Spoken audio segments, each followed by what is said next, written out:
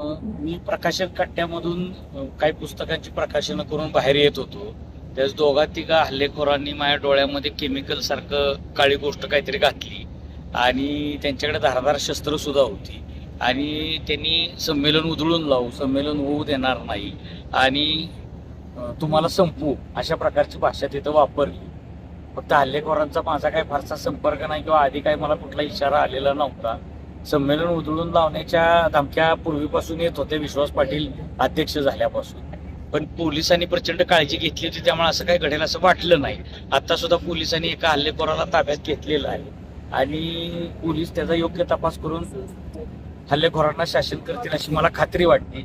मी वेगवेगळ्या भूमिका घेत असतो, कधी सरकारच्या विरोधात घेतो, हिंदी सक्तीच्या विरोधातनं भूमिका घेतलेल्या आहेत आणि सरकार विरोधात सुद्धा माझा संघर्ष सुरू आहे.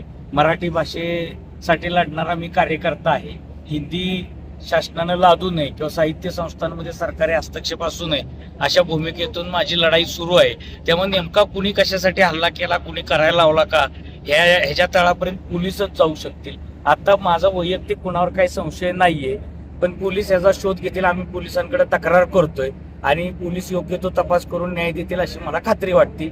आमचे महामंडळाचे अध्यक्ष मिलिंद जोशी यांनी मला सुद्धा आता पोलिसांनी संरक्षण दिलेलं आहे.